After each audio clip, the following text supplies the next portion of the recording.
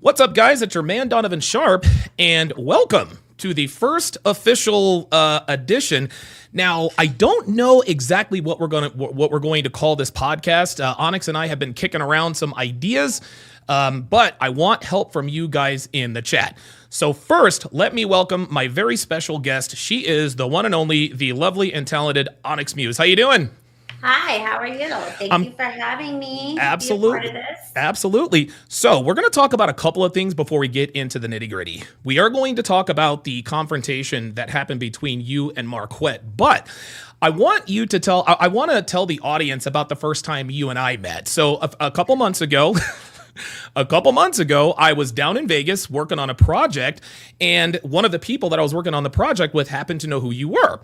She brought you by, and you looked at me, you're like, I know who you are. And I was like, uh-oh, is that a good thing or a bad thing? And I had a red flag. I was did. Like, wait a minute. I know who this dude is. Yes. So tell the audience what your first impression of me was. Good, bad, ugly, indifferent, whatever the case may be. So I'm very, I go deep in the YouTube world, especially podcast world, and there's a lot of like fresh and fit type of reaction videos or people, revealing and you came on, and I didn't fully know what your name was, but they always had these clips where you were bashing women who came on the show. Mm-hmm. And, for me, because I'm always about like supporting women, I'm like, oh, fuck that guy. Like, that guy is a fucking asshole. I mean, and keep in mind, I'm only watching bits. I never actually really caught the live interaction in the show. So you were first talked about like, just this guy, this great guy, mm-hmm. Got to meet him, blah, blah, blah. And I'm a very like a visual face person. So when I saw the picture first, and I was like, wait a minute. Uh-oh. Please don't tell me it's that guy. And then we were going to have the meeting, and I like immediately had the guard like on right away. Absolutely. And I was like, this guy, he better not even think about trying to get in a debate with me. But then actually when I met you and we talked, and you weren't that visual that they were portraying. Sure. And, and it's always different when people are on podcasts. They have to, you're a brand, you're a character, and you have to put, your thing on, and you are debating, you are giving real stuff. Sure. So when I met you, then I was like, oh, okay. I'm not the devil. Isn't the bad guy. And also too, if he's a realist and we can have a conversation and he's not judgmental and he's not, like predatorial, sure. To exploit and stuff, then, I did see the good. So good. Then, and we are really good friends now. We are. We talk a lot, and we have a lot of good perspectives, even though sometimes we can get on topics that we don't fully agree with. Sure. We can still have healthy conversation. And I always respect somebody who can have a healthy debate, even if you don't agree. Absolutely. And I think that's really why I decided to start this podcast, because, and we'll get into this here shortly, but there's a lot of knowledge that's out there, and like we have a lot of followers and a lot of fans, and you can only listen to us so much. You can only watch so many videos. 5 signs she's a slut, 10 signs you should never commit, et cetera, et cetera, et cetera. I've been at this now for 10 years. I've been podcasting for 7, and it's time. And a lot of people don't like the fact that we bring women into the conversation, but that's just kind of how it is. All of the biggest podcasts, like them or not, all of the biggest podcasts, when they go viral, one thing they all have in common, regardless of what you agree or disagree with, is that there are women involved. very rarely the only time guys really go viral for something is when they are talking about women, talking to women, or doing dumb shit. All of those things get views, all of those things get likes, all of those things get retweets and all that other kind of stuff. But I wanted to bring you and people like you on to, again, have a good, honest conversation about what's really going on the dating market. But before we get into that, the last time my audience saw you, number one, you had red hair. Yes. Number two, you were on the Michael Sartain podcast. And number three, you were set across someone who has about as much hair as I do on the top of my head. And what ensued was pretty crazy. So talk to my audience about your side of the story. So let me paint the picture for you. So Marquette said to you, hey, look, I'm trying to look out for your daughter, et cetera, et cetera. And you like turned as red as your hair and you completely went off on him. Again, agree or disagree. What is your side of the story and what is your perspective on what happened on that podcast? So there was a lot of like, before the show, we were all kind of like, chit-chatting and talking. And he was a different person. And now that looking back at it, he was just trying to be a little chameleon and trying to get like a little insight. Sure. And we were talking about, I was talking about my child and stuff like that and my custody stuff. And then when he chose to go in and I think any mother would agree with me, when you start to talk to a woman about how that they could raise your daughter better than the mother, you're going in. And I also like, sometimes I regret it because I'm like, oh, he got my emotion. And I was also trying to calm the girls down. I was trying to let them know like, hey, these guys are going to come with their emotions or come at our emotions. And we got to like, let it happen. Sure.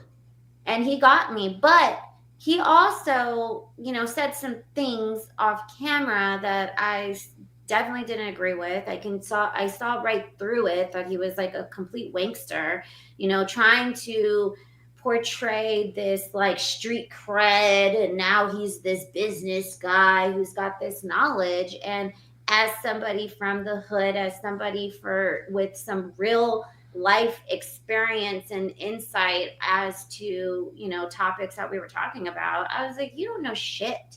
You don't know what you're talking about. So, yeah, so you're going to talk about my kid. You're going to talk about my motherhood. That's something that I'm very, very private about, on social media. But genuinely, I do love to talk about it. And I love being a mother. I love all the lessons that I get to learn raising my daughter. So when someone sits there and tells me you're going to, you can raise my daughter better than you, or my daughter would listen to you more than they would listen to me, you go fuck yourself. And I'm going to tell you, I'm not afraid. I'm not a weak bitch. I'm going to come at you. Sure. I was actually going to say, if Marquette were listening right now, what would you tell him? And I think you already said it. I think you told him to go fuck himself. Is that accurate on the record? Okay. Onyx Muse, go fuck yourself. Someone pegs your fucking ass. You're stupid. You're trying to, start a podcast. I know of some insight. He's trying to get ladies to come on his podcast, whether that's successful or not. It's like, wow, how the hypocrisy, because not even just our show, but he's gone on Fresh and Fit and Sure. the whatever podcast, and he loves to bash women and bring religion and, like he's some saint and holy man. And it's like, and you think, I feel bad for any woman who actually believes him to manipulate them to go on his show. But I also, I don't, I'm not one to like bash other podcasts. And Sure. I always do believe that it's great to have diversity in podcasts. Absolutely. And whatever. He has a niche, he has a little thing. So yeah, but that's my opinion. Okay, that makes sense. And listen, one thing that my audience will certainly say about me is that I lay all my cards out on the table. My demons are all out. I've told people that I'm a 4-time convicted felon. Actually, by the way, I don't know if I told you this. I might have told you this already, but yeah, I am a 4-time convicted felon. Yeah. But I actually got my felonies expunged in Clark County, so now I can vote in the state of Nevada. So yes, Oh, congratulations. I can vote. I can vote legally. I don't have to. I don't have to allegedly pay Mexicans to vote for Donald Trump. Anyway. So things are going well there, but yeah, I've never purported myself to be this perfect bastion of perfect red pill knowledge. Listen, man, I've got my blue pill days, I've got my blue pill tendencies, but at the end of the day, I try to live my life as consistently as possible, and I think that you and I have a mutual respect in terms of our lifestyles, and I think that's why the two of us. I think we have great on-screen chemistry, and when we talk on the phone, we'll be like, all right, I'm going to call you for 10 minutes. An hour and a half later, we're on the phone. You know what I mean? That's just kind of how that goes. All right, so let's get into it. Let me ask you the very first question, and the very first question about dating and relationships. The number one question that all guys want to know is, does size matter? So, Onyx Muse. Speaking from someone with your experience, understanding men and women, male-female dynamics, does dick size matter? Yes or no? If yes, tell us why. If no, tell us why.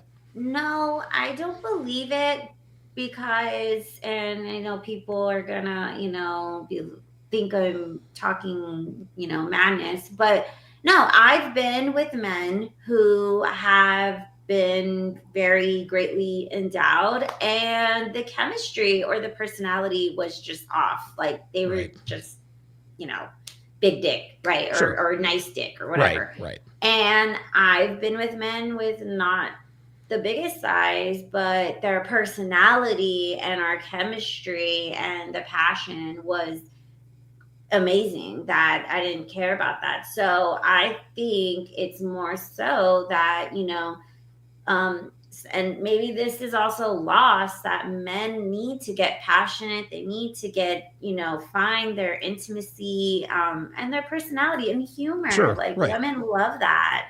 And affection. Affection is huge for women. Okay. So those things can always overrule things. Okay. You hear the term a lot, big dick energy. That's something that is a new concept to me. What exactly is big dick energy? Like, I mean, is it confidence? Is it swagger? What exactly does it mean that someone has big dick energy? Big dick energy is just completely different from insecurity. They're confident. They are not bothered, and mostly like not bothered by other men. Men are very competitive with each other, as human nature is. And that doesn't faze them. They are not worried about women. I do say there is big dick appetite. So sometimes with big dicks, they like a lot of women because they are, they have this great tool. But there's also been men who are very endowed and they're so focused on like business or like whatever like their passion is or their art, and that's hot because I'm like, oh my God, like you just have these women after you and you don't, or like these women who may come at you and you don't give a fuck. Or like if they're yours and they're so devoted to you, it's like, that's hot because you're like, oh my God, like for women, like. No, of course. Got a question in the chat. Quim says, what is big? So where is the line? Where is the line of demarcation? Like, like, is it like where does a dick go from being average to big? I mean, is it 8 inches, 10 inches, 6 inches? Is a short, fatty Coke bottle? Everybody has their dick, every woman has their size. I would say, for me, I would say in between like an 8 to a 9 could be great. I mean, 7.5 could be also great. Sure. But yeah, kind of in that range. It's like boyfriend dick, Right. Oh boy. Oh, I like that. There's boyfriend dick and then there's side nigga dick. Yeah. Right? Yeah. You know how that goes. I always look at I look at dicks like weight training. Like, some days you're gonna go, you'll try the big ones out because you're Sure. like, oh, let me See test what it it's all out. about. But if you want that daily stuff, that the boyfriend dick is Yeah. always great. I like that. I like the concept of boyfriend dick. It also helps if your dick works. Yeah. I remember a while back. I forget what city I was in, but a while back, I met up with this girl, and we were like, we were partying, having fun, and like I tried to fuck her, and I've got a pretty decent sized tool, and so I tried to fuck her, and I did for a little while, but then my dick got soft. It doesn't really matter how big your dick is. If you can't get it up, it doesn't matter. Needless to say, I was embarrassed, and I didn't get a chance. I didn't get a second chance to redeem myself. So listen, I'll take the L on that. I will certainly take the L on that. Women, we're compassionate. Sure. We can empathize if, things aren't working. But sometimes it sucks for us because, like, we get all riled up and then we're ready. And then we're like, and then also we're kind of like, well, you can eat me out or I could go get my vibrator. And those, and sometimes men they don't want to eat you out, and that's okay, right? Yeah, I'm one of those guys. I don't eat pussy. I don't eat vagina. But then they also get offended if we want to, use our toy to like. We're weird like that. So we're weird. Yeah. We're weird like that. Listen. I'm a man. And any man who says that they're not insecure about their dick size is lying to you. That's just, listen, for good, bad, and different, that's how it is. I mean, dude, I know I don't have a small dick, but I mean, who isn't insecure about their dick size? Like, men being insecure about their dick size is women being insecure about their actual size. That's just how it is. Sometimes we could get insecure about our tit size. Yeah, so let me ask you this. This is a very good question. So, a man being insecure about dick size, what is the female equivalent of a man being insecure about his dick size? What's the equivalent? Yeah. Oh, like for women? Yeah. Oh, women, of course, our boobs. That's always a huge one because we know, like, I wasn't like super, super small and I wasn't like super, super big. I was a little bit in between. But of course, like, I would be insecure that men didn't like small boobs or something like that, right? Because, the magazines and entertainment, it's always like big boob, right?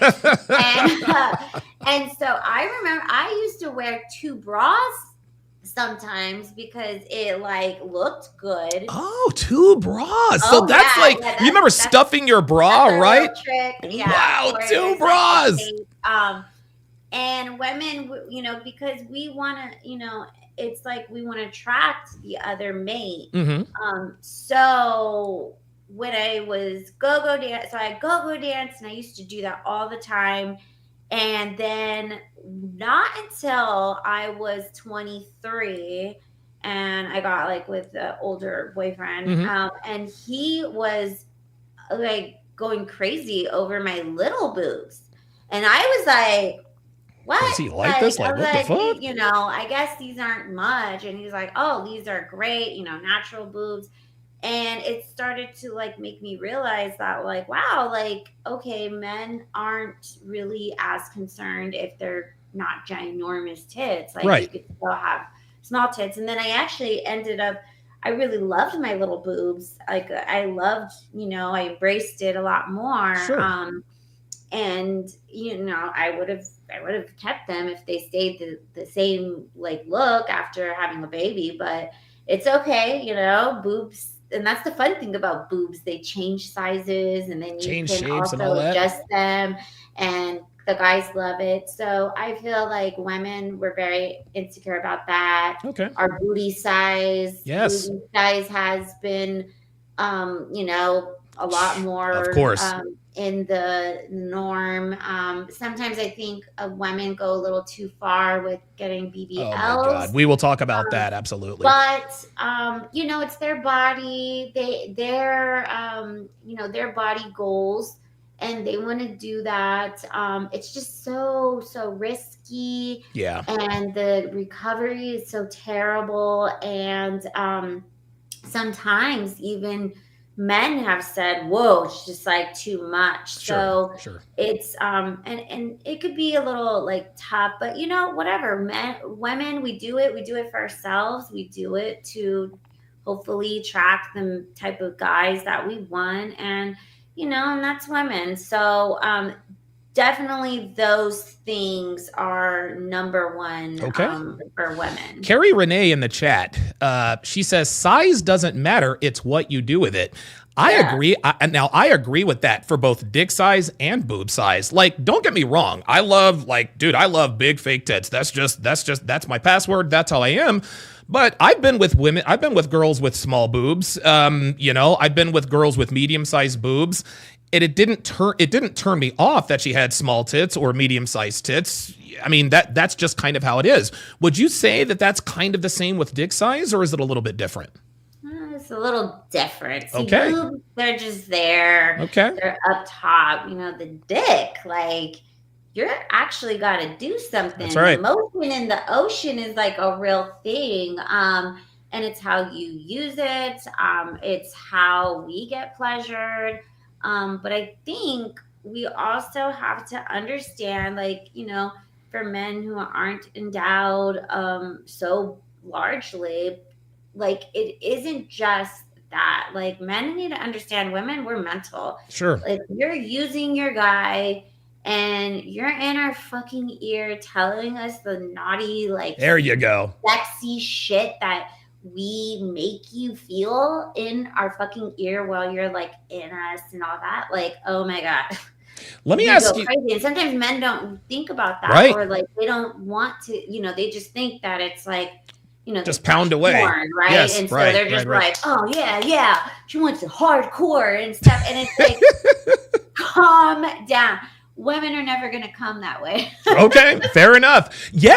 Now. Oh boy, that was really good. So before we get into the nitty gritty, guys, you are watching the Honest Hot Girls podcast, episode 1. I may change the name of it. We are joined by my special guest, the lovely and talented Onyx Muse.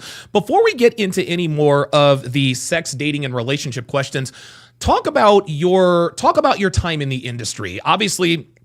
Obviously, you've done adult films. You've worked at strip clubs. I think you probably still do work at strip clubs. You've done. Working there last night. There you go. There, yep, hustling last night. Talk about your introduction to what you and I affectionately call the industry. How did you get in? How it affects your life, etc. Just give us sort of a Reader's Digest of that. I don't have my story's a little different. So I had dated this older guy, and he knew porn stars. He was a photographer. And like the bi-curious girl in me was a little excited because I never really like met and hung out with other porn girls. Mm-hmm.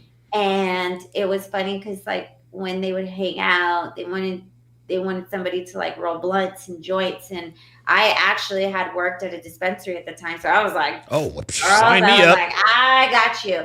And we all hung out, and they were amazing women. They like really taught me how to like have sex, like for real, and Mm-hmm. how to be in tune with my body. Mm-hmm. So anyways, we had fun. We had some parties, and me and the boyfriend were not working out, and I wanted to leave him, and he was threatening to put revenge porn up of me. Oh boy. And it was probably like the scariest like situation.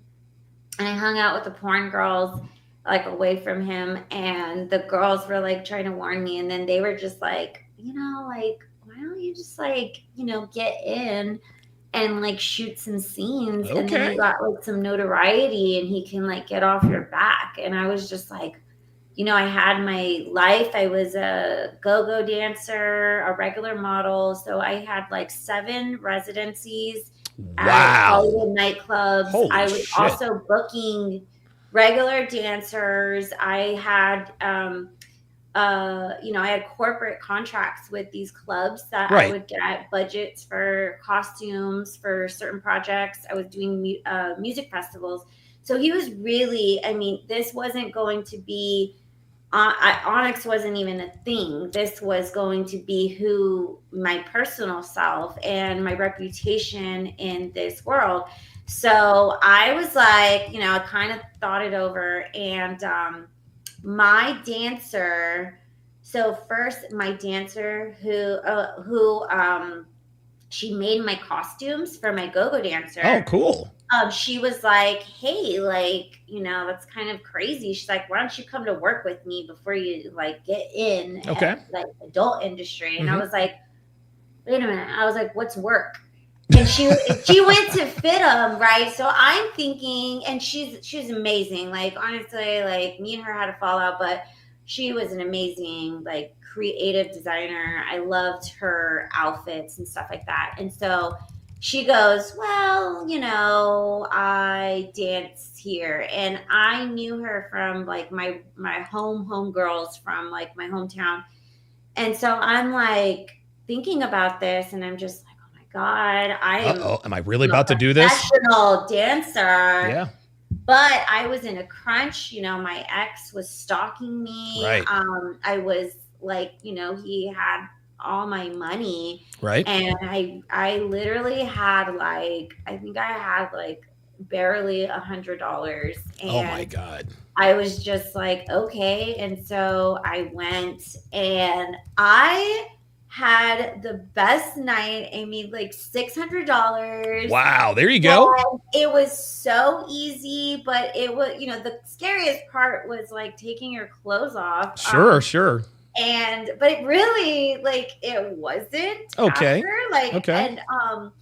and so then the first day that I worked at that club in LA, it was all nude, and this girl was like, "Oh my God, babe, you're like so pretty. Like, you shouldn't be dancing here and showing your nani." She's like, "Go to Vegas. It's 24 hours There you and go. it's only topless." And I was like, "What the Say fuck?" who? I was like, "What is Vegas like?" And so my homegirl was not, she was a little bit more introverted, and I'm definitely more extroverted. Extroverted, right? So I was like, "Girl, like, let's go to Vegas." I was like, "Come with me." And she wasn't about it. She kind of was like comfortable with her club in LA. And I mean, I was on fight or flight. I was like, Survival mode, man. like, let's go.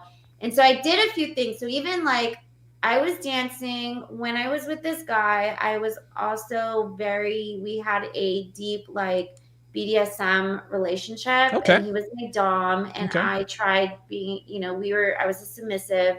So I learned a lot about it. So even before like going to Vegas, I was like, okay. So then I before I did like the adult industry, I saw this ad for financial domination, and it was like, Wow. be in LA, and I was Yes. like, you know what? I was like, let me try this fetish stuff. I was like, I did a little fetish modeling. He was a really great like fetish photographer, my ex, and we made like, we had so many sessions that we had like just this creative juices of like making this fetish content, and Oh, I got wow. real deep in it. Okay. And so then I went into the meeting. I went into this interview, and I was also like, no, I should just go to Vegas. Like, it was like I was staying with my girlfriend, and Mhm. it wasn't my place. Right. And I wasn't comfortable. Right. And I was really like, okay, I can, the go-go dancing was only about $100 a gig. Okay. Not a lot. Right. Maybe sometimes it'll go 200. So that's why I had 7 residents. So I was hustling on that side. There wasn't a lot of go-go dancers that had as many residents Right. as I had. But we also, that was the hustle. You just kind of like work around all the clubs and stuff like that. But it was a lot of time, a lot of dancing effort. Of course.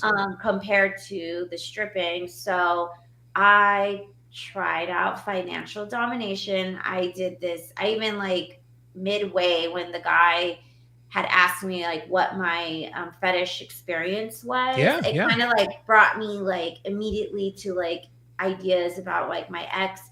And I was like, oh my God. I was like, you know what?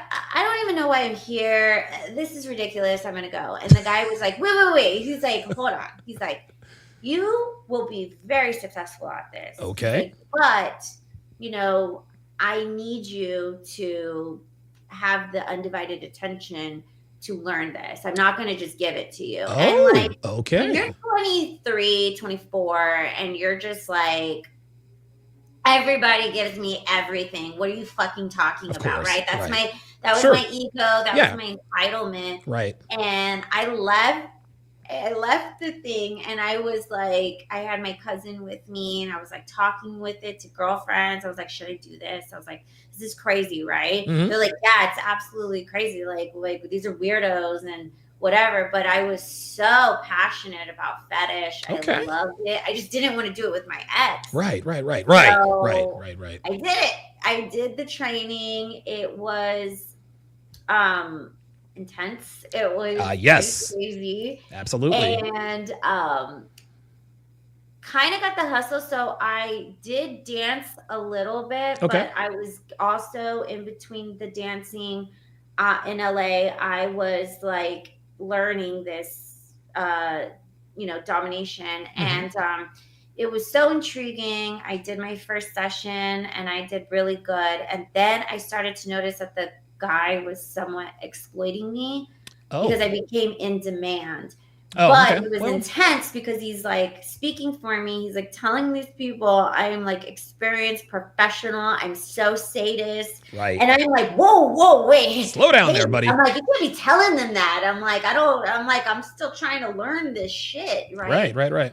And when I did like, so the first session was like your initiation to see if you could do it. There was other women getting trained. And it was amazing because they were from different areas. One was from New York. One was like, from Colorado. Wow. Yeah. So it was like I was in this like very like secret society type of shit, right? And the guy, and also keep in mind, I have my ex-boyfriend stalking, harassing me, having people harass me for him. It was incredibly like I never had that like happen. So you were in demand in and out of the clubs, I see. Yeah, but so I was like, I was just stunned. I was like, who the fuck is like who's at my door? I'm a normal person. I don't do nothing wrong to nobody. I left in good like intentions. Good. I'm like, but are you really trying to try me like I'm some dumb idiot? Like, right. So I did it, and then I became so like good because the guy taught me. But I said, all right. I was like, you know what? I was like, fuck this. I was like, I'm going to Vegas, dyeing my hair red, and I'm going deep in, FinDom. Absolutely. But I'm also going to dance, and I'm going to, if I find clients there, cool. But if I learn how to dance there and learn that world, that's what I'm going to do. Okay. And here we are.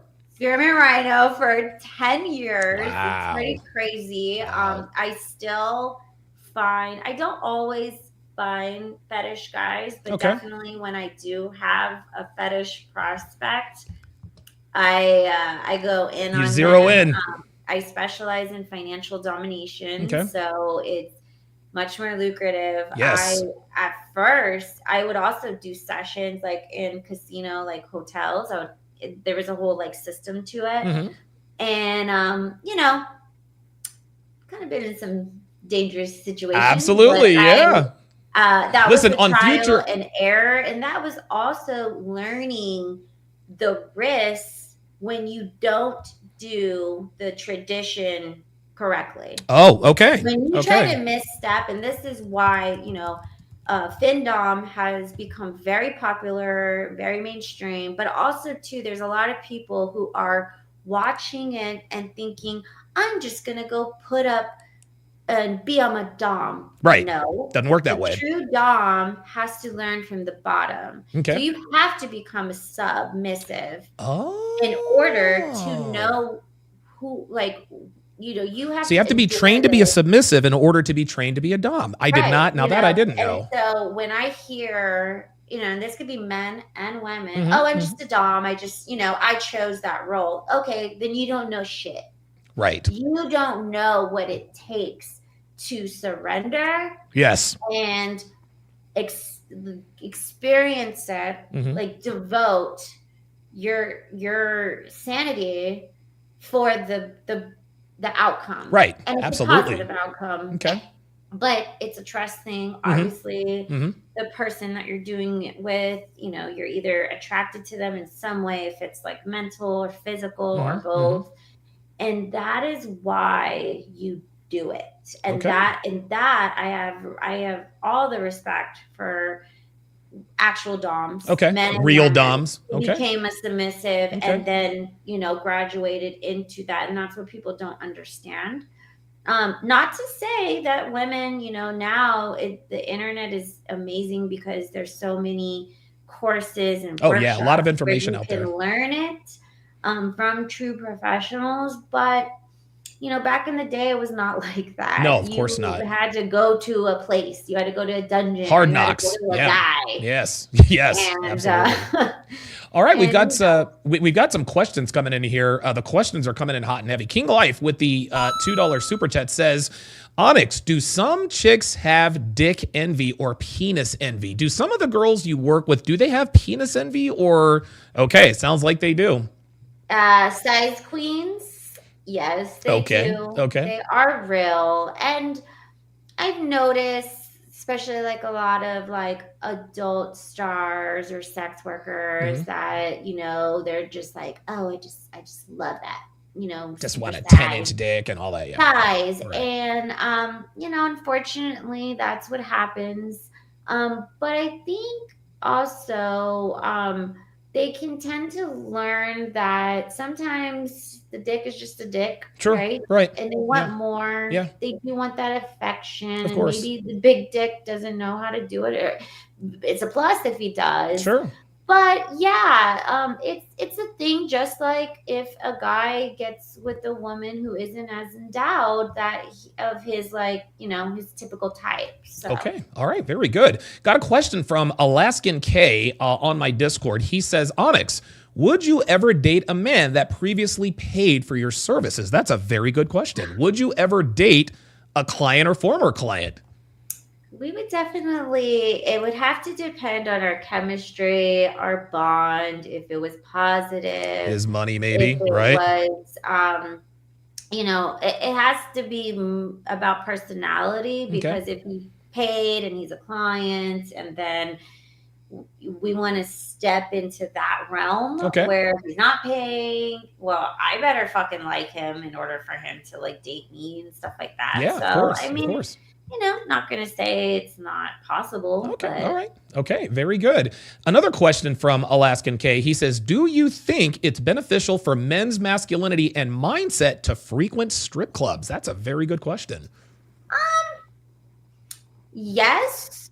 Why not? Because I think that when you go to strip clubs, you're going to get a different type of women who are not at these bars, at those Starbucks barista, putting the representative. And I also feel like, men who are like online dating and they go on these Tinder dates and this, of course the girl's going to give, and vice versa, men too. Sure. They're going to give you your best representative. I'm great. I go to church and I, donate to this or I blah, blah, blah, blah, blah, blah, blah, blah, right? Because we want people to like them. Of course. And at least at the strip club, women, first of all, I do not go to the strip club thinking it's Tinder and you're going to pick up a girl because you need to be respectful to the fact that women are there for one thing, to get money, to get paid, satisfy their life, pay for their bills.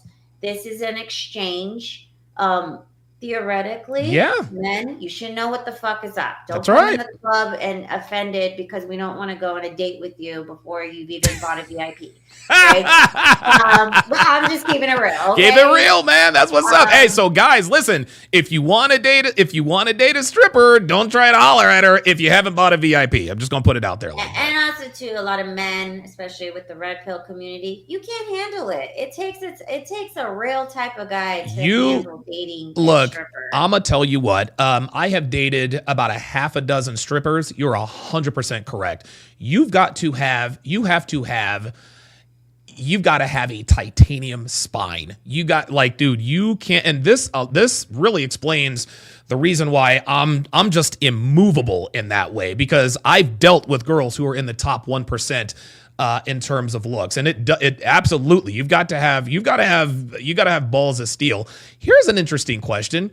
This is actually a question for the both of us. He says, question for the both of you. Abe Braithwaite says, what is your take on penis water pumps? What is your take on penis pumps? Have you ever experienced a guy use? Because I use penis pumps every once in a while. So what's your experience? I mean, hopefully somebody didn't use it and I didn't know about it, but I cannot say. Okay. But I don't know how long it lasts. It doesn't So like this if is the thing. Yeah. This is my take. Mhm. Okay, think about women who were doing the two bra thing. Sure, right. right. When you get down and busy and the bra's got to come off, well, then it's going to go down. Right. And so if you're going to the woman and let's say you guys have such a great bond, you want to go for the long term, not the short term. Well, then you got to have that awkward conversation like, hey, by the way, I've been pumping my dick and it's not really this side. My dick really isn't this big. It's really kind of. But if you explain it and then you say, hey, look, I got a crazy idea. Let's try it together. I got this dick pump. Can we pump it up and let's figure it out? Let's go. Cooler than doing it like off in the slide. Like, all right, let me get this surprise. Look at my 9-inch tool. And then like 5 minutes later, it's literally half the size. I've got here's another question from Alaskan K. And by the way, guys, just to sort of do a show reset, you guys are watching the Honest Hot Girls podcast. I'm joined here by Onyx Muse. Put your questions in the chat. Honest, genuine, fact-finding questions that have to do with dating, relationships, and sex. Guys, let's be respectful. If you're disrespectful, I'm going to time you out. You guys know how this goes. Listen, you have your opinions. I get it. This is not the time. I mean, listen, you can certainly have your opinions, but let's be absolutely, let's keep it respectful. Don't think with your dick. Yes, there you go. Alaskan K, again, he says, how has your view of men changed before stripping to now? Has this affected your ability to fall in love? Very good question. Oh, gosh. Yes, it has. Okay.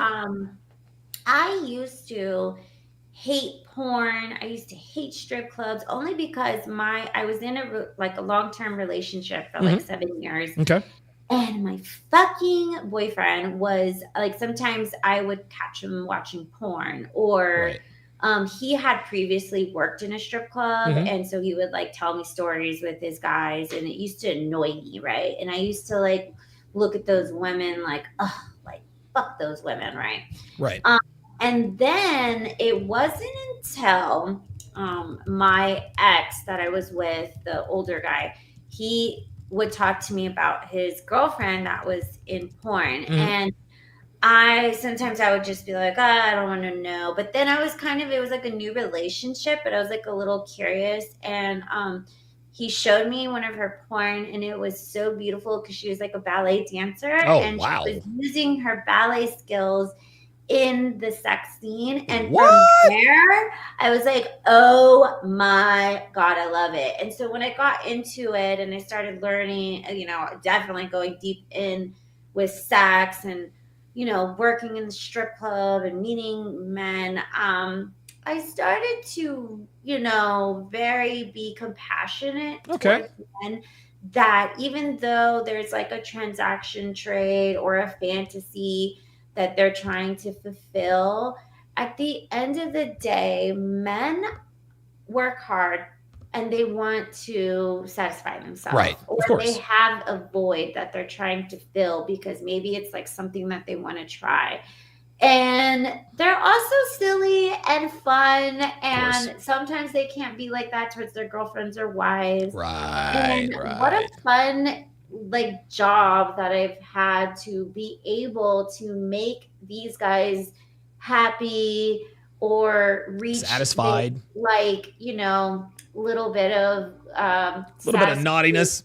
satisfaction of their fantasy, and also to like make them have a great story and be that focal point of that story, and then also too like they can go and have other women Sure. and create better experiences along their life. I Okay. think that if we stop judging men for having this sexual desire. Mm-hmm. Yeah, Mm-hmm. men love to watch women, but they fuck. They love to watch them get naked, Yeah. watch their bodies. It's Yeah. just who they are. They're Right. visual creatures. Right. Women were different, but I think like to think that a man doesn't look or have these things Mm-hmm. is absolutely crazy. So Okay. it's definitely completely changed my perspective. Wow, very good answer, insightful answer. Aaron Moses on Discord says, "Do you think a man that is not a sex worker himself can genuinely love a sex worker while she is still active in the lifestyle?" $1 million question. Yes, Okay. I can. Okay.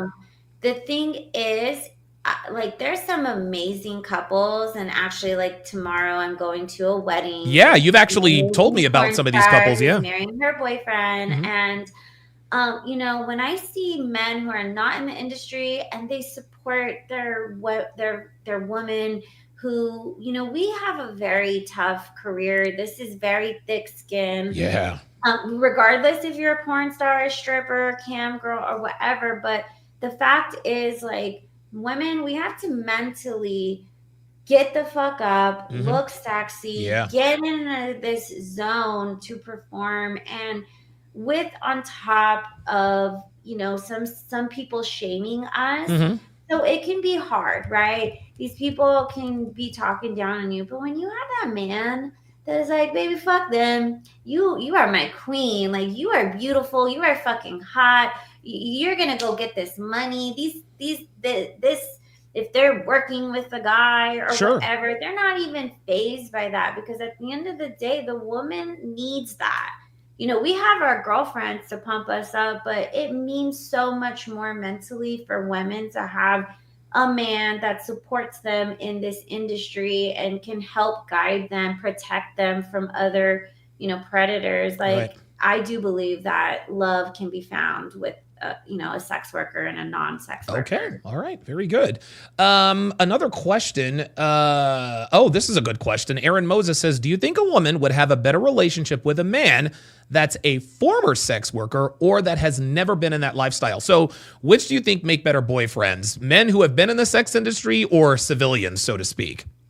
I have dated Both. a man in Okay. sex, a male performer, Mhm.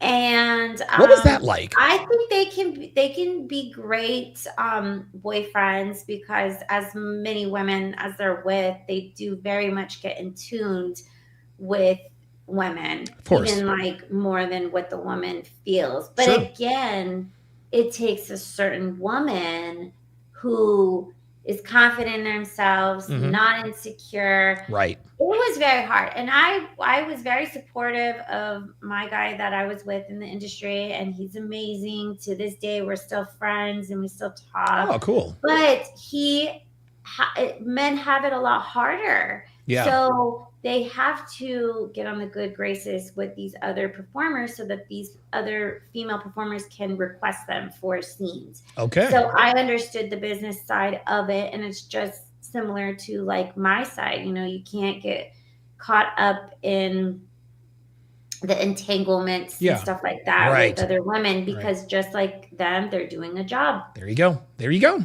That's exactly right. Wow, good answer. Another question. When you're dating someone, do you usually keep it secretive or are you upfront or public about it? I'm upfront in public. Okay. I've Okay. been, and then I had to learn that. Well, this is kind of what I learned. This is my take on it.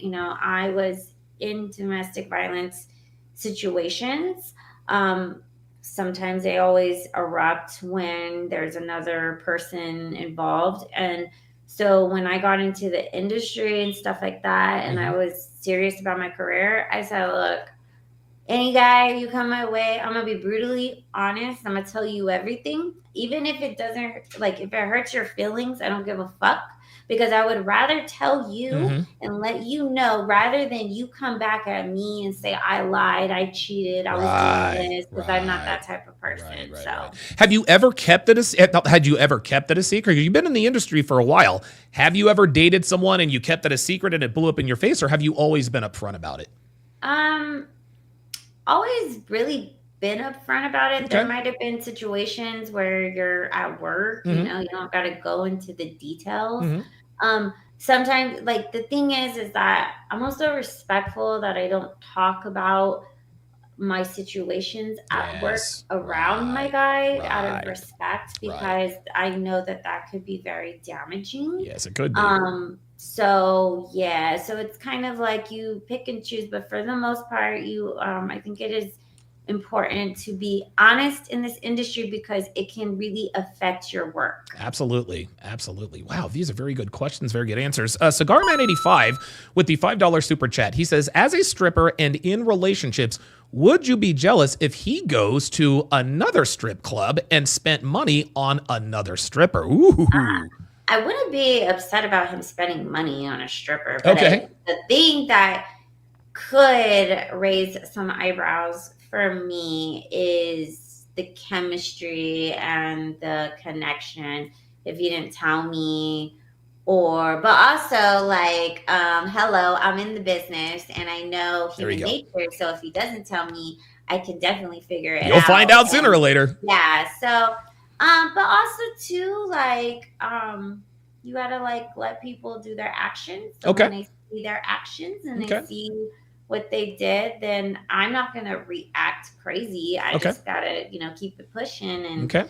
I could hurt their feelings a lot harder than they could Absolutely, hurt mine. absolutely. Boy, these are very good questions coming in.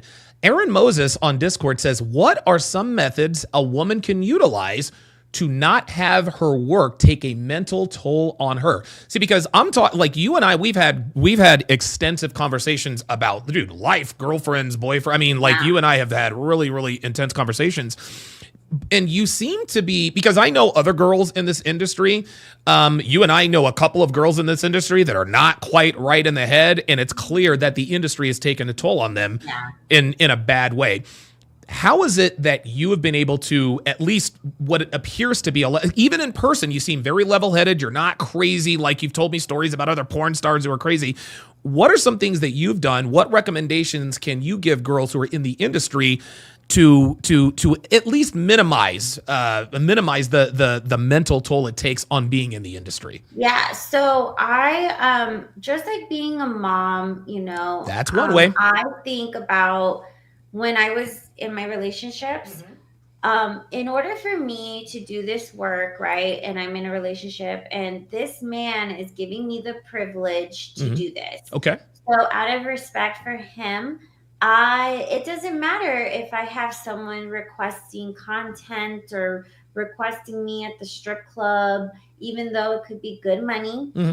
I Sure. need to cut, discipline myself to Okay. set aside personal time for me and him Hmm. Okay. to have our relationship, have our time. I turn work off. And also too, like, I let guys know when I'm in the strip club, Sure. when the time is right, Hmm. especially Hmm. like if they become a regular, like I have a boyfriend and I'm going to spend time with him. And sometimes girls don't do that because they want to still seem, that they're single. And I'm sure that that can work, right? Okay. But eventually, like if you're actually honest with them, Hmm. I like I've had these regulars be my longtime regulars for years Wow. because I am honest with them and I'm Okay. not also giving them pressure that I want to There you invade their go. life even more. There you So it's go. great. And the guys will be respectful, and you also like you can't control a client if say they want to go to the strip club and you're not available, or if they're Okay. online and you're not available, they got to go request a video for another girl. Oh fucking well, right? Oh fucking well, the money will come. I Sure. think having time to with your boyfriend, your actual partner, is Okay. important. Okay. And the money will, you'll come back and you'll get more money. So having the FOMO, really, really like growing mentally strong Mm-hmm, to mm-hmm. be able to say fuck it, I whatever. think, yeah, listen, I think there's something to be said because and I think, and listen, I'm not in the industry, but I've dated plenty of girls in the industry. The girls that the girls that are always on, always performing, whether they're with me or not that I'm, making it rain or anything like that, but like I've dated strippers and she's cinnamon on stage and she's cinnamon with me. And the girls that are cinnamon at midnight and this and that and the third, and they don't know how to turn it off. Those are the girls that really check out mentally, end up Yeah. doing drugs, killing themselves, et cetera, et cetera. However, I have dated girls in the industry that do take time to let me just take a breather. Let me spend time with my kids, my boyfriend, husband, whatever the case may be. And they seem to be the most mentally as mentally stable as it can get. Does that sound accurate? Yeah, it does. Sometimes there is like an identity like loss. Yes. Like You blur the lines. lost because also like when you go into the industry, they're not going to call you by your legal name. No. They gotta call you, and it's like it can be in conversations and like whatever. You're going to be addressed as your stage name, Right? So Just like I'm doing now. Girls will take that so far, and Wow. when they get out of work or they're hanging with people, they'll be like, yeah, they can't turn it off. And this girl always big dicks, blah blah blah. And it's like, calm down. Like, we don't got to do that. But there is some great ones that, like, they know, like, a lot of veterans that they know, like, okay, I got to put the show on. Boop boop boop, cameras, blah blah. Yeah, and then once we're done, okay, don't bother me. I need to like go into myself, who I really am. Yes. And I got to turn off. Women taught me how to be like that. And also like, it's just a good thing to live in your life. Also be able to, have these other people in the industry address you as your real name. Yeah, that makes sense. And sometimes too, like, when girls are, if it's the strip club, if it's porn, and all they know is that men like them for their bodies, whatever, sucking dick, right, twerking. And I think women need to, in this industry, they need to also take up some other hobbies, have some other goals, so that isn't the focus. And when men see you working on something other than that, that turns them on. Yeah. Not, they can find a million girls to suck dick and twerk and all that. Right. Great twerkers and all that. Like, right. Knowledge does turn men on when women have it. Okay, very good. Shout out to Ken Rose. I'm going to trigger you here with this sound effect. With the $5 Rumble rant on the Rumble side. Ken Rose also, with the $5 super chat, asks a very good question. He said, greetings. What are the percentage of men you've dealt with that were virgins in relation to those that were married or in long-term relationships? Yeah, what are the percentage of men that you have performed for that are non-experienced? They're virgins as opposed to married guys or guys in relationships. Oh, like virgins versus like married guys. Club and interaction. I would say probably like a good 30%. Wow. So one out of three. Maybe even more, maybe 40. So one out of three guys. So one out of three guys, they're just green. They're just you can see them when they walk in. They're starry eyed. They're like, oh my god, there's all these pretty girls around. Those guys. Is it easy to get? Is it easier to get money out of guys that are first timers, or is it a little bit more difficult because they're apprehensive? There's a little bit of both. Okay. But I know how to do it. I think it's like I get so turned on because I was corrupted, and I know.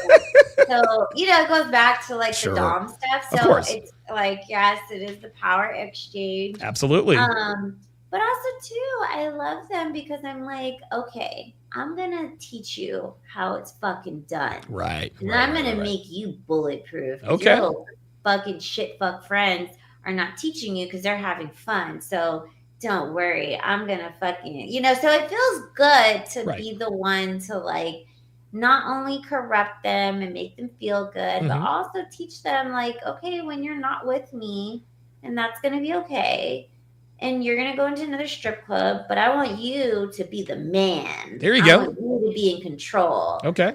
Because I don't want other women to think that they can corrupt you, manipulate you. Got it. Oh, that makes sense. That's on the back end.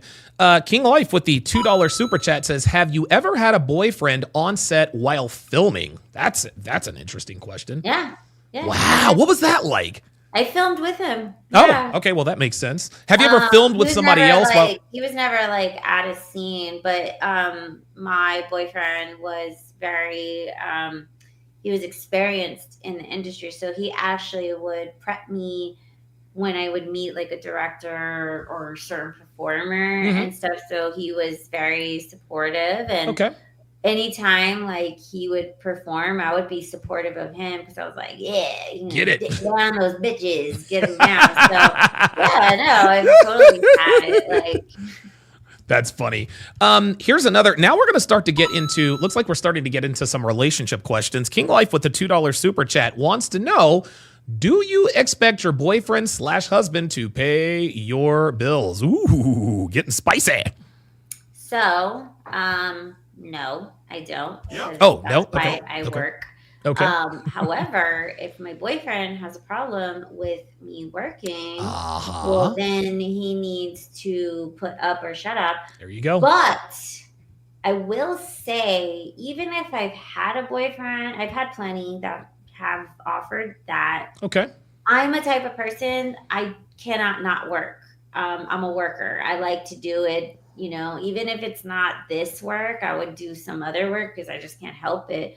And I do think that women should still work in case situations don't work out, and you still have a backbone to follow. So, okay.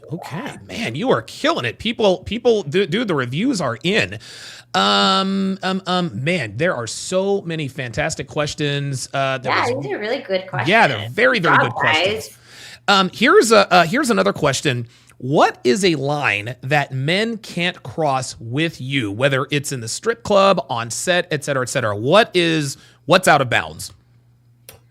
Controlling, for sure. I mean, obviously I'm a dom, but I think just like when I'm kind of free flowing with you, I'm not pestering your life and all that. Like if the jealousy or the insecurity gets out of control and you want to control aspects of my life, I'm going to be gone.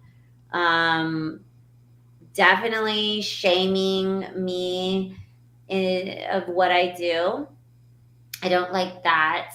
And oh my gosh, mostly the control.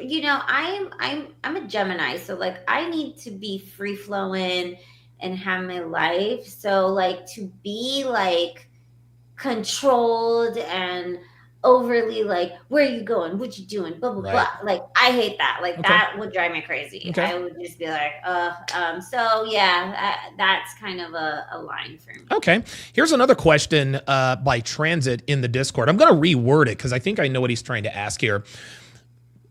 How does your dating perspective, what is your dating perspective knowing that most men that commit to you would rather you do something else for a living. This is it's almost like a continuation of the last question, but clearly most men do not want to or can't handle or don't want to handle dealing with a woman on a romantic level that is in the industry. What is your thought process when, you take a liking to a guy, knowing that most likely he probably would rather you do something else? Well, this is how I kind of maneuver with this. Okay. I know who I am. I know why I'm doing this. And I have a purpose as to why I sacrifice myself to do something so controversial. Yeah. I'm a mom. Okay. I have a child. Okay. I have a life that I want, I expect, or that I will work hard for, so that I have that for my daughter. So yeah, of course, I'm not dumb. Like, I know that men don't want me doing this, but then I have to let them know, okay, so you met me doing this, right? Wasn't a problem then. You're in this, and I Right. know you're kind of taking this step to the next level. Well, if you don't want me doing this, well, then what are you going to do to make me upkeep the life that There you I'm go. paying for? Okay. And are you going to help me transition into something? Of course, I'm going to transition myself, and I will move at my pace, how I want to do it. Mm-hmm. But if you are uncomfortable with it, you should either not date me if it's too much, or fucking work hard and fucking help me get out and do something better. So, and I've actually said this before, and I was actually with Glenn Lawrence. And I remember I was doing a podcast out there in Vegas, and I was staunchly on the side of, listen, if you are dating a girl in the industry and you don't want her to be in the industry, then guess what? You need to replace the finances in the industry. Kanye West is now being sued by a woman for, wrongful termination or whatever. She claims that he raped her or whatever.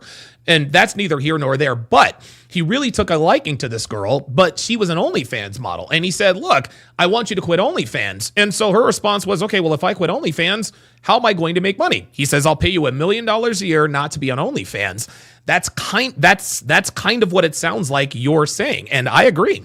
But now look at what's going on. We got, you got to look at the long term, because I've done this. I've quit the industry for a man and, making him happy. And I thought it was the good thing. But then what ends up happening, because also you have men money really affects men's emotions. Yes, it does. It does. And so yes, it does. When you take that role, right, the guys, they're going to say whatever they can, because, they want you to be there for them. Right. And have that cuddle time, have that, let's go to lunch and all that. And then when the bills start adding up and work starts getting pressured, because they have this responsibility of this other person's bills. Right. I've been in a situation where I've had the guy resent me and say, oh, well, you're broke and you don't support, like, probably, we had arguments, right? And Sure. we would get there. But the fact that you say that, so when you say that to a sex worker, well, guess what? She's going to come out, and I had to say, oh, I'm broke. I'm a broke bitch, right? Right. Let me go get this money, and you're not going to like the way I go get it. Yep. There you go. Gotta shut them up. So, and then also, like, okay, if that causes a problem, I think women, like, don't be afraid to go back into the game and get what you need, because I've had to do it several times, and Sure. It's helped me bounce back. Good. But at least now you have to learn from that wisdom. And I think also men have to understand, like, if you are going to take a sex worker out of sex work and take that responsibility and then shame her for not inputting or not contributing, It's counterproductive. or whatever, and you think that you're going to talk to her like Shelly who works at Kmart, you're tripping. You're tripping. Shelly at Kmart. Because she's going to go deep in, like, hold up. I got this I got these sugar daddies. Right. They were not even pressuring me. They were giving me money. Yes. And taking me shopping. Sure. Oh, yeah. And Yeah, they you have. think I'm going to put up with this? Wow. I don't care how big your dick is. Hashtag Shelly at Kmart. That was fucking awesome. I don't know if Kmart's still open, but Is it? I think we totally just dated ourselves there. I don't know. Somebody find that for me. Is Kmart still around? I don't know. But you guys get the point. Well, of course, absolutely. Shelly at Kmart, Walmart. Here's another question. What would you say is the main reason your relationships end these days? In other words, I guess what they're asking is, why do your relationships end while you're in the industry? Because they can't handle Okay. the insecurity. And also, it's not even that they can't handle that.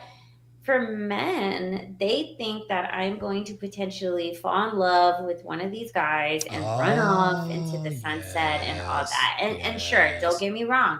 You know, I'm sure there's situations where, because you get proposed, you get offers all the time. Like I'm sure you listen. I'm sure you get so guys doing this all the funny time. for me because I'm a very, very loyal person when Okay. I do have somebody. So I always, like, when I go into work, and you know, even like other people, like women who like judge me for Sure. doing this and they Mhm. don't know what it's like.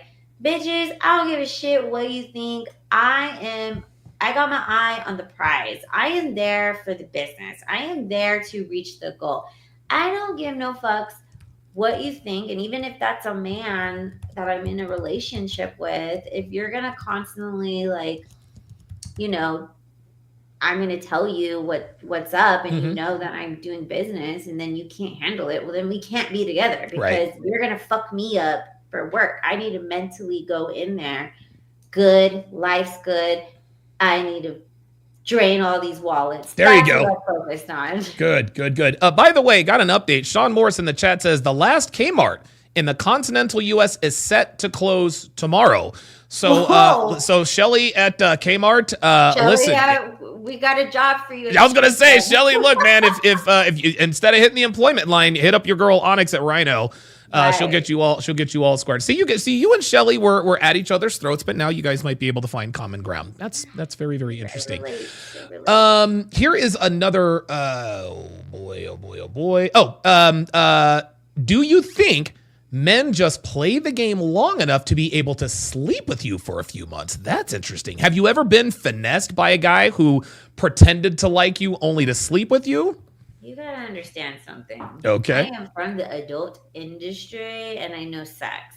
Do you think I am not in tune with what men have to say in order just to get that? Because I can tell in their personality if they're not asking about me, if they're not genuinely interested in what I got going on, and I can, put two and two together. But then also too, I may use them for what they're using There me you for. go. So you have to, I'm not emotional, and I don't get, when I was in my BDSM relationship and I did a polyamory relationship, I really worked on my jealousy skills. Jesus, so, you had to. I'm not going to say that there is women in the industry who haven't had that realization. So for me, I'm bulletproof. Maybe sometimes I could get a little jealous. Sure, you're human. But I don't let it take over me. Okay. What are some tells? What are some phrases, actions, body language that tells you that a guy is being disingenuous with his intentions? Because to me, the truest form, relationships are transactional. The truest form of a relationship is between a John and her client.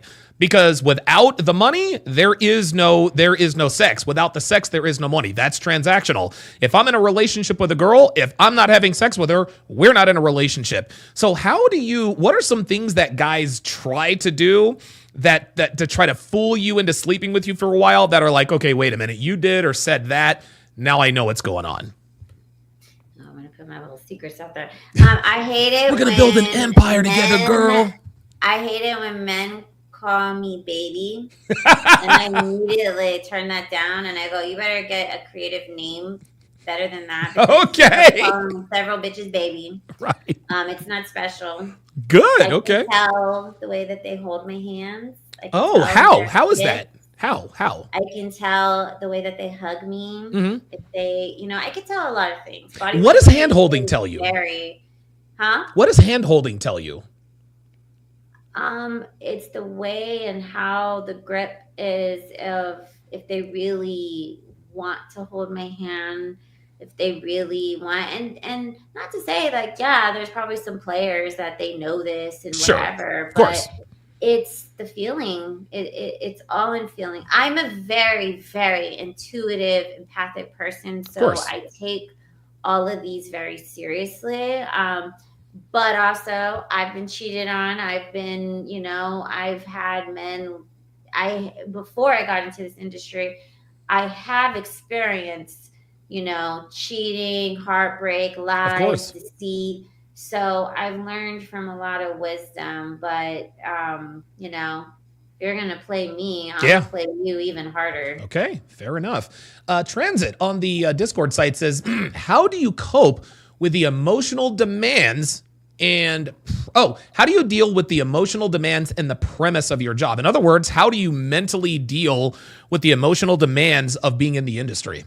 I'm very spiritual, Okay. so I meditate, I do mantras, I have Self-affirmations, things like that. candle like ceremonies, stage. I mean, it sounds like cuckoo. Like some people can be like, Crystals and "Oh, that rainbows. shit's weird," but really, it does fucking help.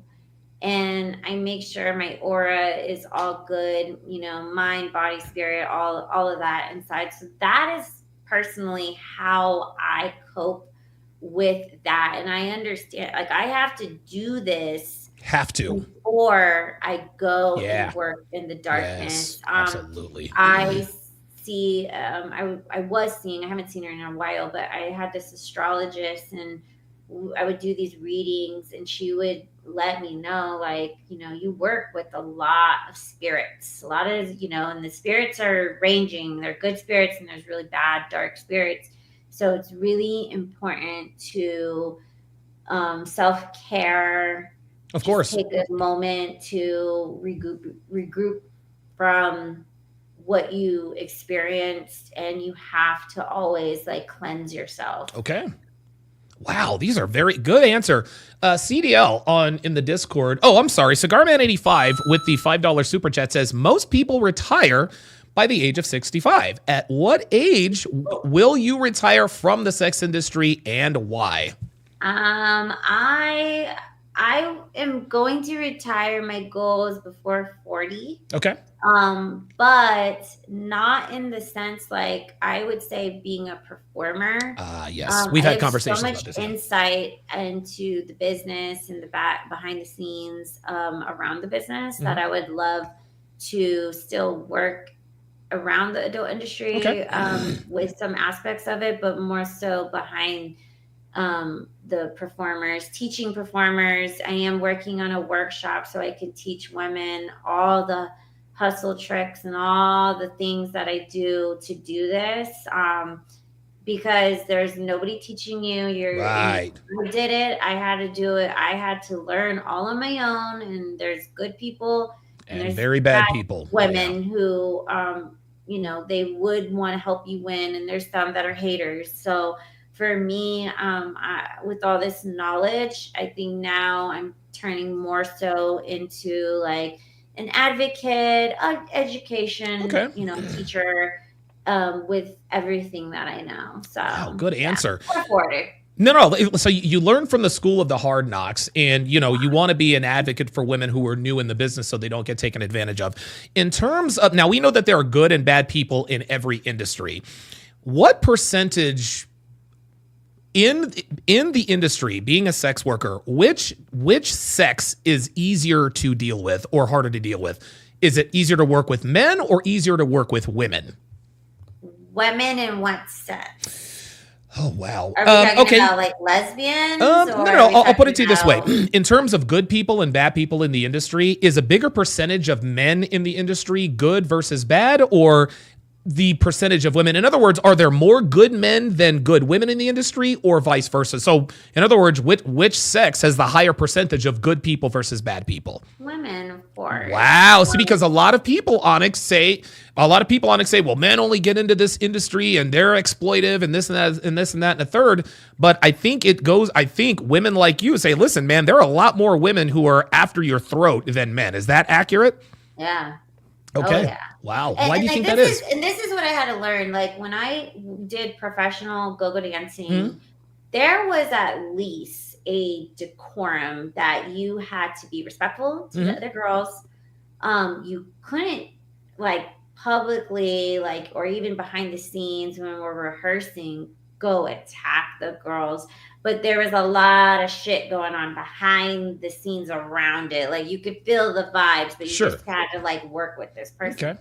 At the strip club, you gotta like this is where we go back to the thick skin. You gotta be prepared that you are just an independent contractor. Yep. These men who work there, they're not fully going to protect you in the sense that when a bitch wants to come at you, she's gonna come at you. Right. You gotta defend yourself. So there is a misconception that girls are fighting, and yes, it happens in many aspects because when money is involved and women are getting money from clients or working together, or one gets a better opportunity than another, oh boy, tensions rise. And also, like, you can't be no sucker bitch. Like, if some bitch is gonna come at you, like, especially like the number one rule, and it's so weird because this is changing, and the veterans taught me this. Okay. When you are on stage, and whoever the little bit of customers that are around that stage are yours. Okay. And if a bitch comes up and tries to talk to those guys while you're on stage, you have the green light to tell that bitch to go fuck off, and no manager can say, I mean, this is how it should be Absolutely. done. Absolutely. And when I do that, men actually like it. Okay. And then also it allows bitches to say, hey, when I'm on fucking stage, this is my time. Right. You have a million guys over there, so you can go over there.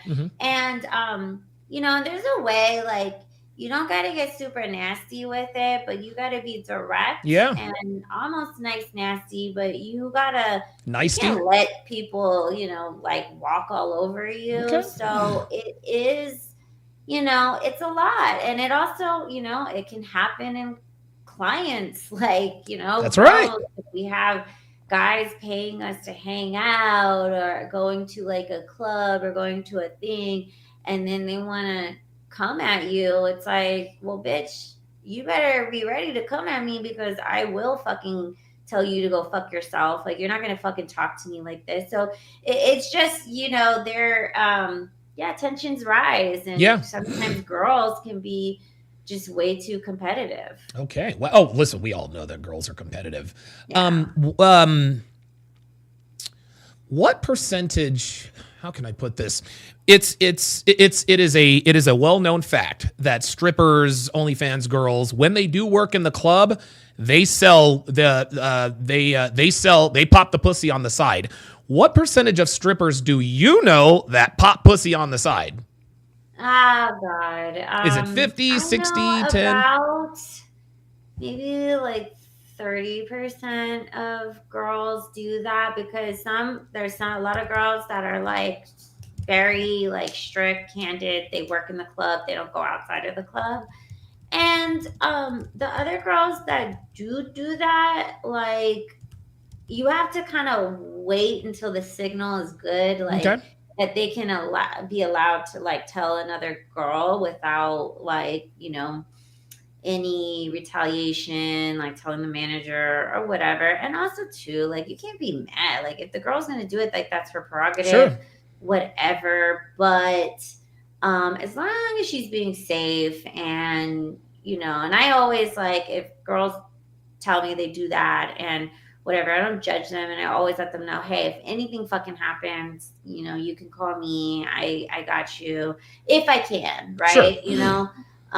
But you just can't judge. I mean, people are going to do what people are going to want. do what they do. Yeah, that's exactly right. Yeah, I mean, listen, if a girl wants to sell pussy on the side, that's what she's going to do. You guys are watching the first official episode of Honest Hot Girls. I don't know if that's going to stay the same way. Who knows? Let me just a quick reminder, guys, be respectful. Listen, you can disagree, but disagree respectfully. Let's not troll. Let's not be cruel. This is not Fresh and Fit. This is not the whatever podcast. This is not the Michael Sartain podcast. This is a conversation and an interview just strictly to get information. People are going to be, listen, if you want more girls to come on and be candid like this, we're going to have to be respectful, because girls are not going to go where they're going to be dunked on all the time. Yeah. Listen, there's a time and a place for that. This is not the time nor the place. This is a very good question by CDL in the chat. He says, how do men typically gain your trust and attention to the point where they're able to meet up with you outside of the workplace and have a connection? Wow, good question. Well, they're gonna drop a lot of money in the club. Real talk. I mean, they gotta show me that they're paying. It's such a slippery slope because it's like few and far. But I do, I had some ones that did that, and but also too, like, aside from the money, right? My thing was also like, you better have an itinerary. Like, I'm not just going to your room. Like, you really better go to the dinner, nightclub, a fucking wine me and dine me. You want to go around town. I'm just not going to. If you're looking at me thinking that I'm just going to give you a prize for some alone time, to be put in a situation where you're going to try to fuck me, like, or if you think I have a number for that, no, you're not going to get my trust that way. Wow. Okay. Very good. Excellent question. Here is another. Alaskan K wants to know how often do you party? And he asks, what are the top 3 wildest parties you've been to? Give us a quick story of the wildest shit you have ever seen at a party. And I can see the mind already working. I can tell you that there's more than one. Because I've lived in Hollywood, and how I even found this world was a very crazy party. Wow. Okay. But do tell. Also, like, I go to music festivals, I go to raves a lot. So, like, I go to those parties, and those are like, that's my enjoyment. Like, that's actually what I do outside of working. I love going to, like, music events. But if you want to talk about, like, crazy parties, I mean, Holly weird ain't Holly weird for no reason. Man, you are not kidding. Speaking of which, let me just divert. What are your thoughts on the Diddy situation? Like, what the fuck? To be honest, I'm not surprised at all. I actually went to a party where I did meet Jay-Z. Okay. Nothing crazy like that happened. Did you meet him or did you meet him? Like, I met him at this party with himself, no security. After, like, it was like during the Magna Carta concert, because we went to the Magna Carta concert, then we did the after party at the club, and then we went to the after party where he was, like, literally, like, chilling and stuff. But I did meet him through these crazy people who did bring me to wild parties. But honestly, I'm not surprised now, like, how they're saying that the baby lube was laced with the GHB. There you go. Parties that were going on, because, like, in LA, like, after I got out of my serious relationship with my boyfriend, I did get, I didn't have the guard dog on me, and I ended up turning into these situations where I was always going into these, like, freaky secret society parties that were, like, orgies and shit. I didn't like super, like, get involved, but I watched. But there's an element, and also too, like, with all these celebrities, and then you also have all these lost people. They don't call it Los Angeles for nothing. Los Angeles, yep. They come and they're wanting to do acting, wanting to elevate their Of career in course. some way and thinking to like attach themselves. You know, I met like girls who are just models and porn girls and Sure. escorts and you know, the stuff they were doing. And there was even some girls who were like asexual and they weren't even really into it. They just had to do this Right. because they wanted to, you know, get aligned or get money. And it's very dark. Okay. Okay. Dark. Very good. So you're not surprised. Seen some shit. Listen, on a future podcast, I'd like to get a story. H.MPEG on the Discord site says, what are your thoughts on the rise of female sex workers turning to substance abuse and or committing suicide? Well, okay, so I knew a lot of you know, there was a porn girl, Cagney. She just recently, Cagney Lynn Carter. yes. Yeah. I was so in Tampa, like I'm going to this night moves, and it was a bunch of porn girls. And we have to think in mind, like Cagney was from that Jenna Jameson era, that Yes. other The old school, yeah. era right before all of this getting set off. And you know, I feel so bad for those girls that they had it much easier, but then also much harder after, Mhm. because some of them, when they had to like kind of get back, if it's like events and stuff, they thought that they had to continue to perform and, you know, do scenes or do stuff to stay relevant, even though they were like household names. They Yeah. already had a name for themselves. Right. But it was very like, you know, this world is very lonely. Yeah. So, and this is also like strippers, you know, you people, and I say the civilians, you think your shame and ridiculing these women is, you know, Harmless. justified because of your belief system of however your stance is. Well, guess what? You're just furthermore help, you know, because remember I said you need to have the mindset Yes. to go into this work. You do. That is why these women are turning to that, because Wow. you know, they're questioning themselves. And also I was just speaking to a gentleman last night. I said, you think women are in here like we're on fucking Tinder and we're hoping a guy comes in to ask us on a date? Yeah. No, Yeah. we're mothers, we're domestic violence survivors, we're women trying to get away from the bad experiences, and we're risking, we are It's a risky job. sacrificing ourselves Yeah. to go into this work, whatever it is, if it's porn, camming, you know, stripping, whatever. And we have to keep a mentality. Like I say, I'm mentally strong, but I come from a different cloth, right? Sure, of course. But there's a lot of girls, and I've met a lot of girls in this industry, and this is why I advocate so much for women, and I want to help them, because I've lost girls to drugs. I've Right, lost girls right. who, you know, they just couldn't keep a hold of themselves. They've died. There is several deaths, and it's so sad because they were beautiful people. Yeah. And they just got wrapped in this like very incredibly like tough world that, you know, some, they are not mentally strong. Yeah. And that's why they're gonna, you know, August Ames Oh, killed another one, herself yes. from online bullying. And they try to say that she was being homophobic. No, she has a choice. And she said, I didn't want to do certain things because there is a you know, an aspect of our industry that men are doing gay for pay stuff under a different alias.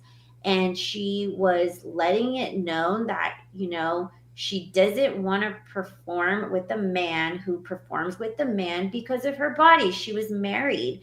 And if she doesn't want to do a scene with that, she doesn't have to. And So there's people from the industry, but there's a lot of people online saying that she's homophobic, she's stupid, she needs to get a life, told her to kill herself, and she said, okay, fine, you guys win. So wow. it, you know, as much as you people are curious about our world and stuff, and then the, you know, comments that you said, like Yeah. even last night I had some fucking piece of shit loser. hit me up on like Twitter and try to be like, yeah, what's your rate to collab and like, blah blah blah, but like not an industry person by any means, Sure. and I don't even shoot with guys anymore.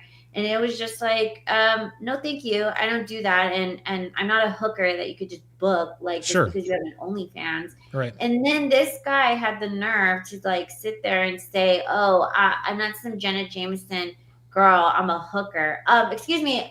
I'm a hooker. I'm a hooker who declined your offer Oh boy.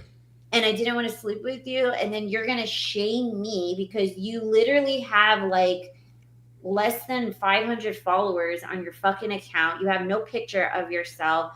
Who the fuck are you to be contacting me, a mainstream performer who has actual big productions, and you think you're on some fucking level to shoot with me because one, you're turned on by me, you watch my porn, you are a fan, and you have an OnlyFans? Right. Yeah, that is a little bit strange. We have Glenn Lawrence in the chat. Oh, hi. Glenn Lawrence with the $5 super chat says, just wanted to stop by and say hi, what's up, Donovan, and say hello to homegirl Domo. Glenn Lawrence also with a $10 super chat says, Donovan, this beautiful woman was one of the girls I was trying to get on the How to Relationship podcast when that was me. That was me. Yeah, he did tell me about that. We just never got around. Yeah, you had a scheduling conflict. I wish he had booked you instead of the other girl, because the other girl, I had to kick her out after like 5 minutes. Like she was. I think it was because you guys were doing it on a Sunday, and those are kind of like my days with my daughter. Yeah. It was a Sunday. So yeah, listen, I live in Reno now, and I will certainly be down there in the not too distant future. Let me switch gears here and talk about your life as an attractive woman. Clearly, and I think it goes without saying that obviously you're very, very attractive. You guys live a very different existence. Obviously, there are a lot of upsides to being hot.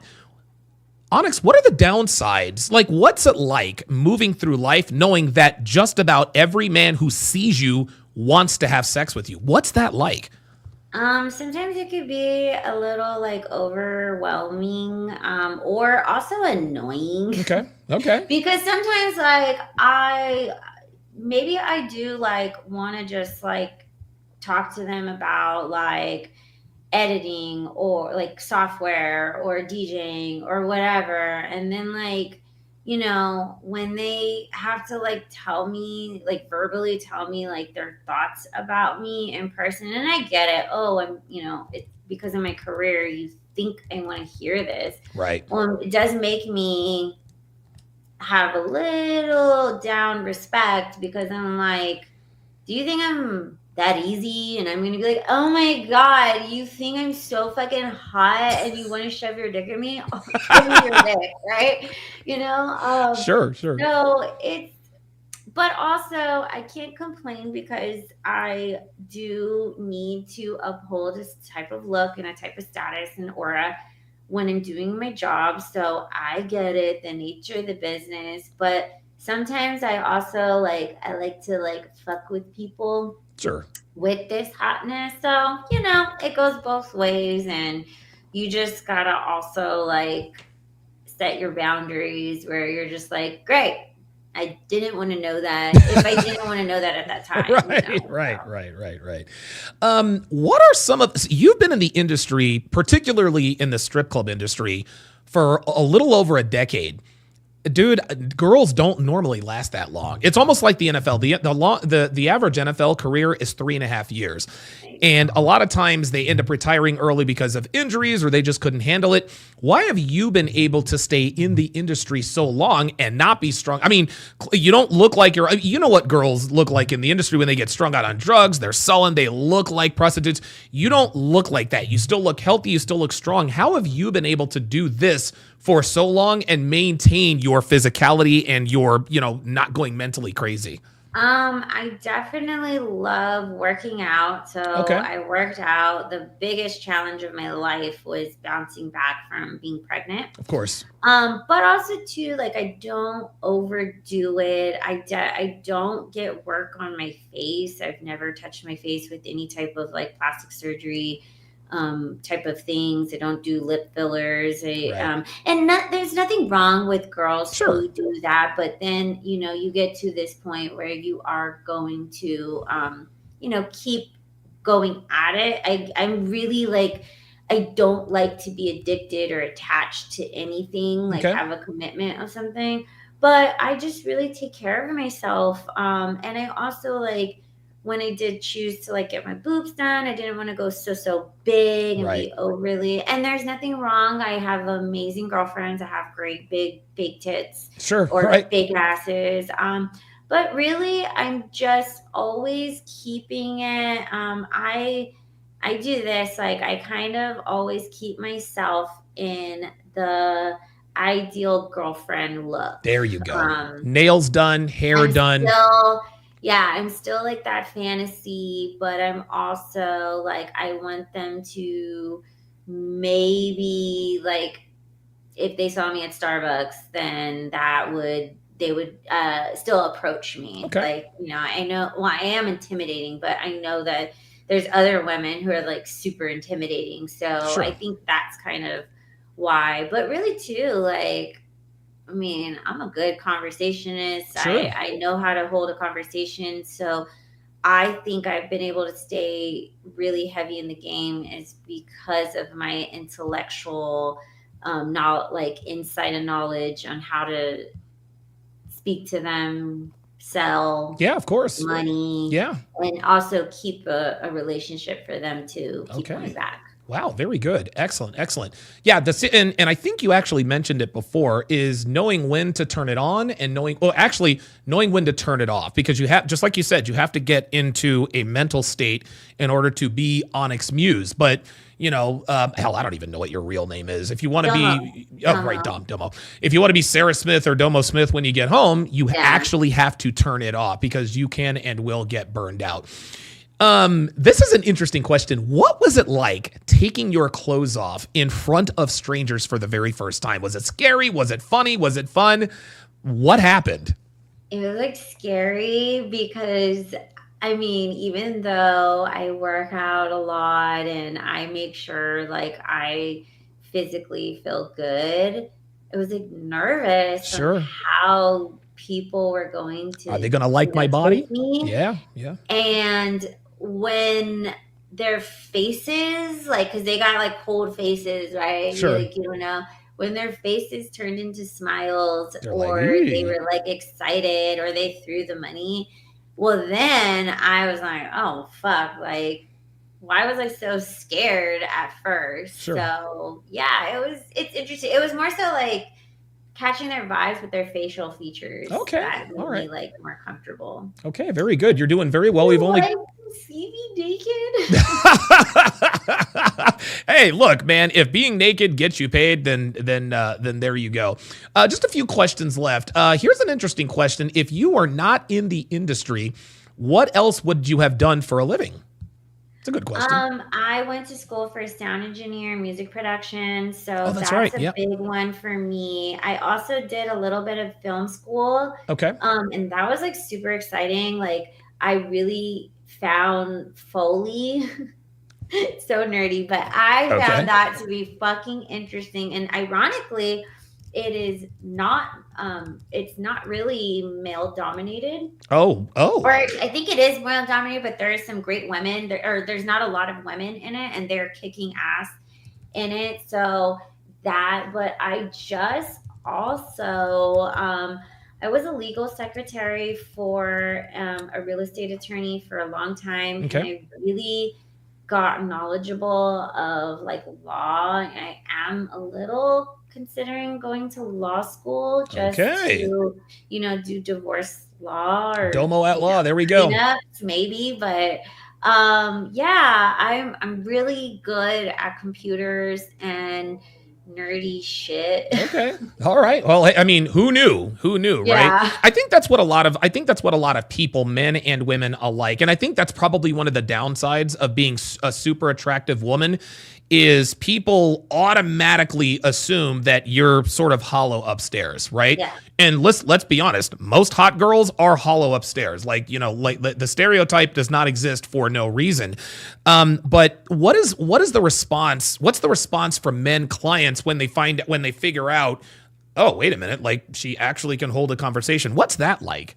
Oh, they get excited. Okay. Like I had there's like these finance guys for a finance conference, and we were having conversation, and then he was like bringing up the elections, and Oh boy. I was able to talk politics with him, and also too, like I was talking to this to a guy last night. I think women also need to understand that if you are going to go into this world where, yes, you're going to inspire a man to dig in their pockets That's right. and give you money with a smile on their face, before you do that, you got to build rapport. It's Right. good to watch sports, Ah. football, golf, stocks, like all these things that men like, so that you can talk about it, because that turns men on. Right. If you can actually be able to talk about these things that men care about, Yes. aside from, oh, papi, like, you want a VIP, you want to go to the back. Right. It's like, don't, like, because also too, men work very hard, Yes. and they also know that women can use them, and they don't want them to not, it goes a long way when you ask them what their name is and you can actually fucking remember it. Like, but if you are so concerned about dancing and going in the back, they can see right through you. And unless if they're a guy that they're like, all right, fuck it, whatever, they'll go. Well, guess what? You're not going to have a regular like that. Right. And that's what you got to do. That's what you should focus on as a dancer, is having a regular and having them come back, so that you're working smarter and you're not always coming into the strip club on ground zero. I need to get these many guys. Like I have guys hit me up. Yes. They let me know when they're coming to town. That's where you want it to be. Like, okay, yeah. I'm going to the club and I definitely know I'm going to make money. In that same vein, as we round third and head for home here, in your opinion, what are the top 3 or 4 mistakes that women make when they're in the sex industry, when they're, stripper, porn star, OnlyFans girls?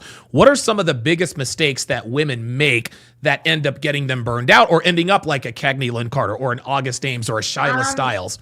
The big one is, okay, like if it's with a customer or whatever, making it seem too much that you want to be with them. Now, we want them to fall in lust, okay? Yes, we want them to adore us, but when we're in the time. So I was talking to this with some men. A lot of these women don't understand that, okay, these guys are married or they have a girlfriend, right? So when they're outside of that club, you let them know, if they have that, you need to like let that guy be. Don't bother them. Don't pester them in their life, because they're going to be like, oh, fuck, what did I get into? Because now this can affect my marriage. Right. But you want it to be when that guy is doing his thing and when he has his free time to go and see you, he hits you up. So you need to preoccupy your life, your time with something else other than bothering that guy. The problem with women when they get into, like, say they have a desperate situation, they really need rent, but maybe that guy is not coming to town anytime soon. So they're all fucked up and they're like, oh, I'm just gonna like, hey baby, blah, blah, blah, blah, blah, and send pictures right, or stuff that, the wifey may be able to catch it. And then guess what? The fun's gone. There you go. You're the fucking Jezebel that the woman is over. Like, she's going to be on guard. So you want to respect that. The issues with Cagney and August. Right. It's about having a strong support system that speaks to them beyond their performer, who they really are. And also, like, don't respond to these internet people. They are Yeah. noise. Even though I'm not gonna sit there and leave them unaccountable that, oh well, we're gonna ignore you. You're just noise. But you guys can do this.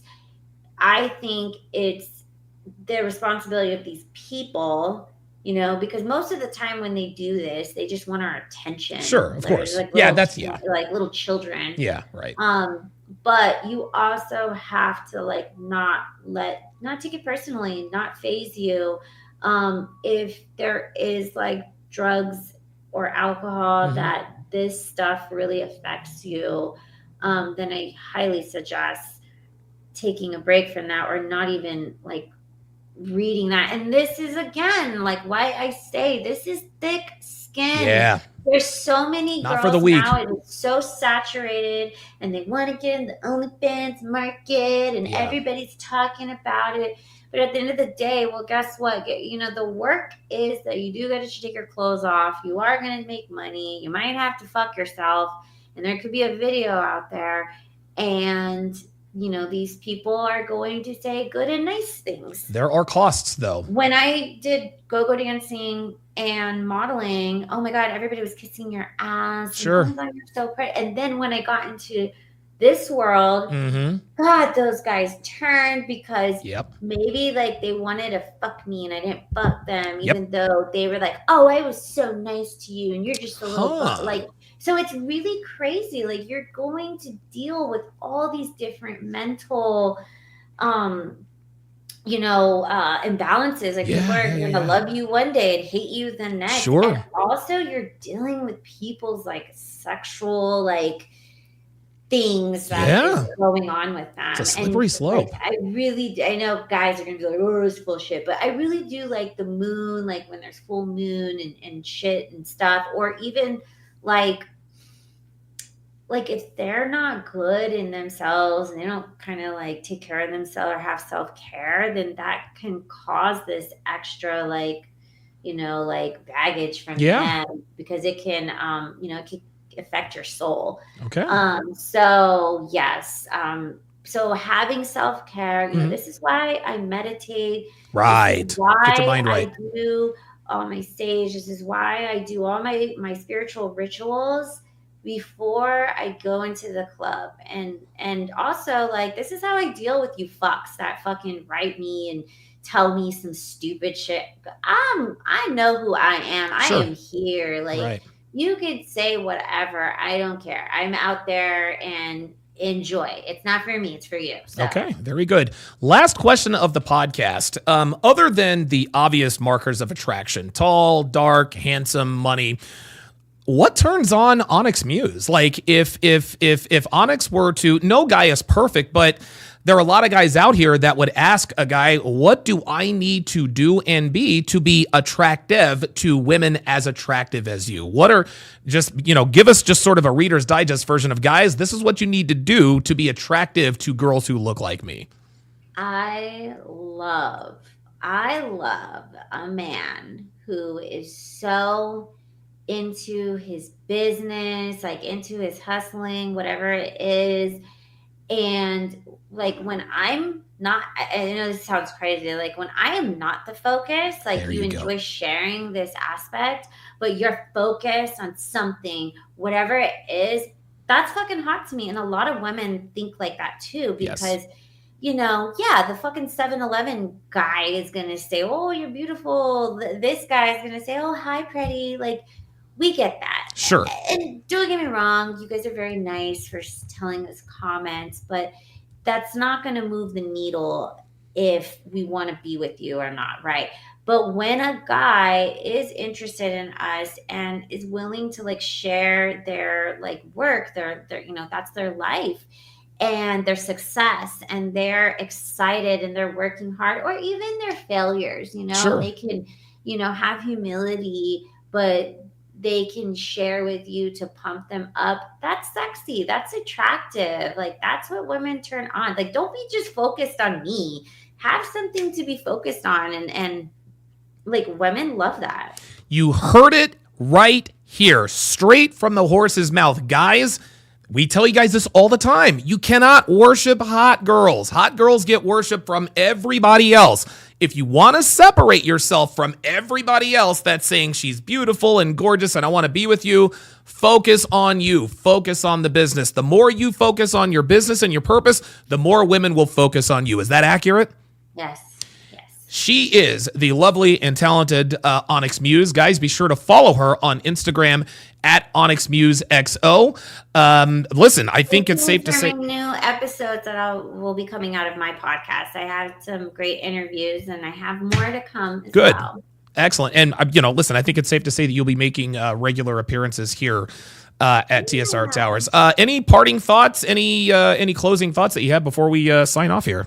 I just want to say thank you guys for tuning in. I love all the questions that came in. You guys actually asked some really good questions, and please be nice to your local or, any sex worker that you see online now that you have a little insight of the mental space that they're in. And thank you so much. And please tune into my podcast. Absolutely. She is Onyx Muse. That is going to do it for Hot Girls Being Honest, episode 1. Who knows? We will see you guys next time. Take care.